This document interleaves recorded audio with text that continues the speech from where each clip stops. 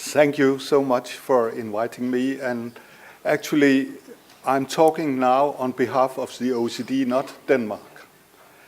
I am a member of the executive committee of the OECD lead committee, and it is as such that I'm addressing you today.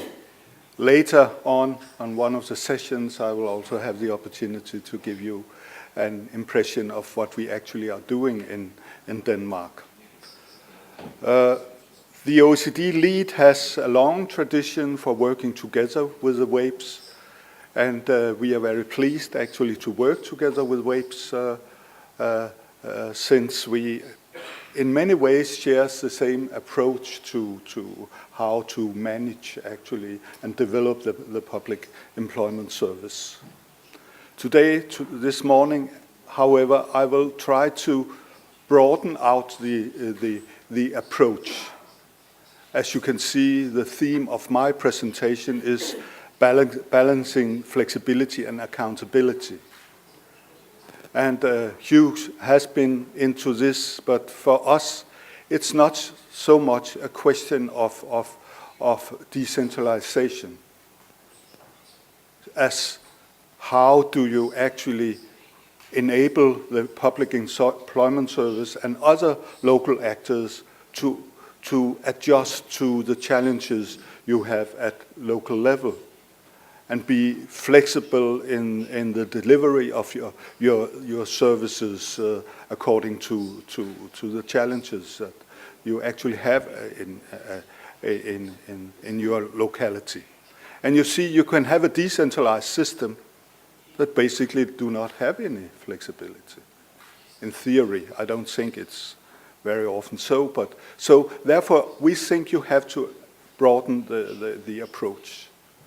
And on the other hand, you also have to realize what does it mean to have a centralized or decentralized system in relation to national and regional priorities. For us, it's a question of how do you balance the responsibility towards national priorities and local challenges. And in that way, we actually use the term accountability, that you have to be accountable to those who provide funds for you, and you have to be accountable, of course, also to the national priorities set by your national parliament and the politicians at national level. So this is our approach. And our approach is also that when you look at economic development and economic policies at local level, you also have to look at all the other actors. That means that employment policy is not only the responsibility of the employment service, it's also the responsibility, of course, of education, of industrial development, agencies, and so on. And the flexibility of the public employment service should ideally actually enable the employment service to be an integrated player at the local level, working together with other agencies that actually have the responsibility in common to develop your locality. And this is what I'm trying to go into now. But first, a little on, see if this works, the OECD LEAD program, because this, I think you should maybe have an understanding of what we are working with. First of all, we are 37 member countries.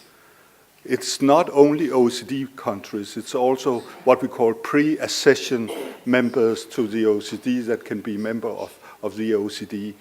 Actually, at the moment, we are discussing with Russia and trying to encourage Russia to be part of the OECD LEAD committee. The themes of our committee is, as I mentioned, not only the employment service. It's employment and skills, it's entrepreneurship, the social economy, economic development, and governance. And the focus is how to develop the local level. That's why it's called local economic and economic development. And that's actually a little different from the general OECD approach, which normally is a national approach. But we have realized in order to actually improve the effect of the national policies, you have to have more focus on how the policies are actually implemented at a local level. And that's why we established this committee. The committee actually has a forum on partnerships, so we involve many partners at local and regional level from other countries, and we have 2,900 members in 61 countries. So it's actually an active organization, not only a research institution. It's actually an active organization actually taking part in many of local policy programs in many countries. And we also work with private companies and so on. Maybe to give you an impression, a very concrete impression of our approach, I will quote actually one of our American from Texas, one of our partners in the forum, who actually stated this: 20 years ago, local agencies were simply responding to local issues as they came up. We needed an integrated vision if we were to transform our economic fortunes. Flexibility from the state government allowed us to develop this vision, and now all the local agencies work more closely together to deliver real results for the area. And this is basically what it's about. And here, of course, the Employment Service plays a very important role as one of the partners at local level. But we are all here actually, our main purpose, of course, is to improve the employability and the employment of our population at local and, of course, also regional and national level. So what is flexibility? And our definition of that is actually the same as Hugh was mentioning. It is to make it better adapted to local contexts, actions carried out by other organizations, strategies being pursued, and challenges and opportunities. This is our definition of flexibility, the possibility to adjust policy. And what do we mean by flexibility? And again, I think that Hugh also was into this. We have a number of areas where we think it's necessary to actually have flexibility in order to design the relevant programs at local level. First of all, of course, program design, how you mix your programs, how you actually mix the programs in relation to target groups. Also that you can provide programs outside the normal portfolio if that's necessary.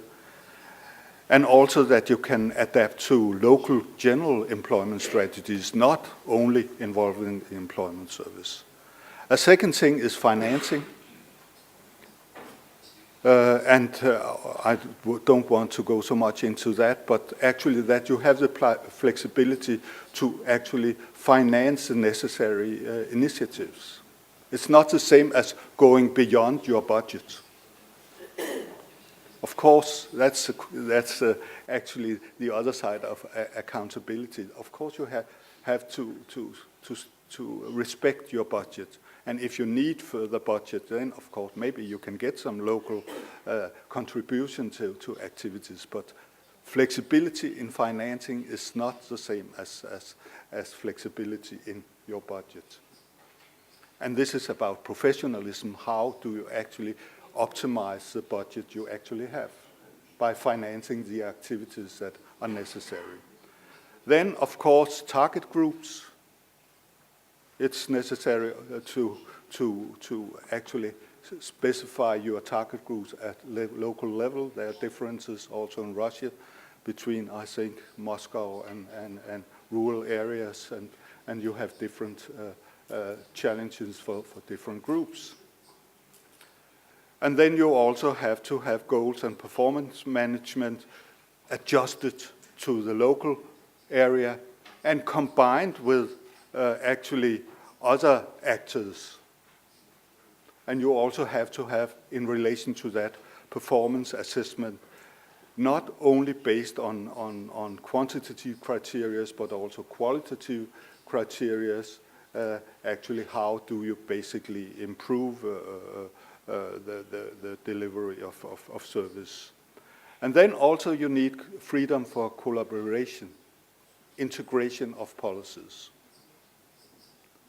And you have to be flexible in order to actually, for instance, if we look at the cooperation with education, sometimes the educational system approach the enterprises and the employment service actually approach the enterprises. To be effective, maybe you should have a common service and cooperate on how to support the enterprises in order for them to get the right employees. And then you should also have the ability to outsource. That means actually to be able to not to outsource your services instead of delivering themselves if you find that somebody else, agencies, are actually more capable of delivering these services. And then finally, I haven't lined this up, finally, of course, you also need to have some kind of flexibility in the recruitment of your staff. If you need, in some areas, you might need qualified people that are able to take care of people with high education, and in other areas, you need qualified people that are able to take, actually to handle low qualified people. So that's just an example. And why is local flexibility important also in the management of PES? First of all, I said you need to respond to local variation. Here I give you a map of the UK, and you can see there are huge differences in unemployment rates and also in the composition of the unemployment. So basically, I think it's an obvious observation. And what is also interesting is to look into what are the features actually that facilitate policy integration. What does it take actually to be able to integrate policies? And we have within the OECD lined up a number of features actually, and you can see flexibility is the most important. If you want policy integration and you want your agency to be able to interact with other agencies, then flexibility is important. But another thing is, of course, local governance. You have to have a political or managerial system that actually is able to manage and set goals and frame for the initiatives. Then you also, at national level, need cooperation. If you have silos, you have the educational system, the employment system, the industrial development system at national level. Of course, it's important that they actually also integrate their approaches to the local level. If you have strict command lines down the silos from the national level, it actually means that the local system also look upward and not horizontal in order to cooperate. So there have to be support from the national level. Then, of course, you need to have capacity. You cannot ask an agency to cooperate with you or adapt to special challenges if they basically don't have the capacities. That can be the manpower, that can be the qualifications, and so on. So that's also important. And finally, of course, the labor market conditions as such also facilitate or creates a possibility for flexibility. And if you see the correlation between the degree of policy coordination and integration and the degree of flexibility, you'll see that there is a clear, connection between flexibility and the degree of policy coordination. It's not totally clear. For instance, you can see, what is it, Australia, I think. Yeah, Australia. You can see there is a little contradiction. But in general, if you see the line, actually, you will see that there is a clear correlation between flexibility and policy coordination.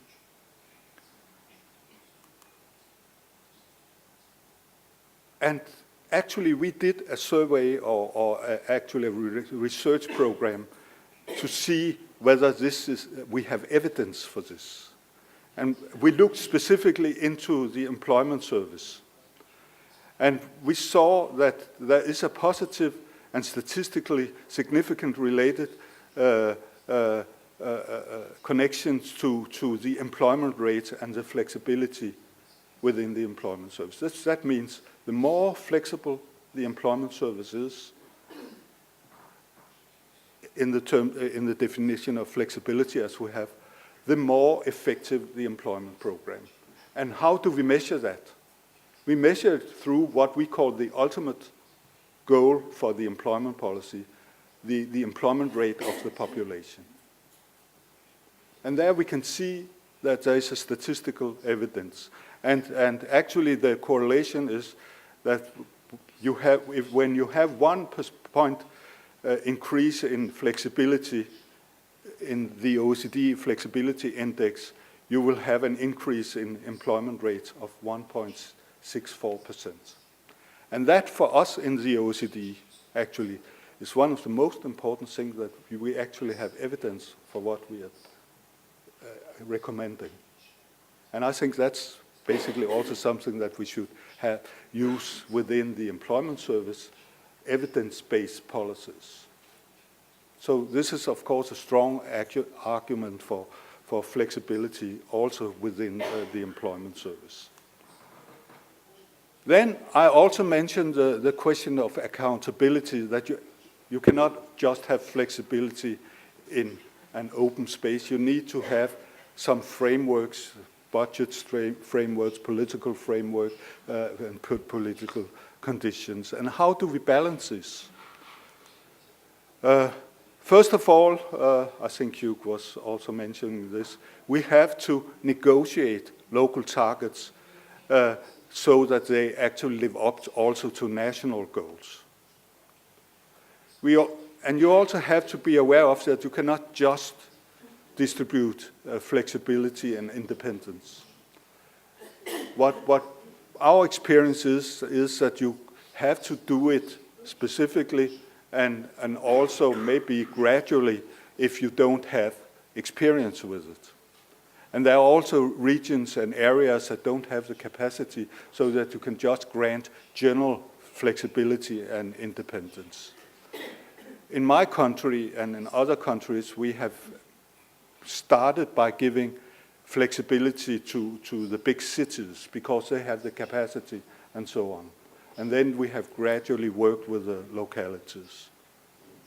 Then we also, and I think that's important, has to boost what we call horizontal accountability. When you work at the local level, we have to have common goals and feel mutually accountable to these goals. Again, if I take a simple example, if you have the vocational educational system focusing on the skilled workers and improving their qualifications, and our focus and our goal is actually to upgrade the low-skilled, unskilled workers, you can see at local level there will be a contradiction. So you need to actually find also what we call horizontal common goals. And then a final thing that maybe is sometimes underestimated is using data. You need to have a very, very elaborated data system so that you can actually first of all, follow your activities, relate them to the goals, and also have access to the data. And they have to be actual.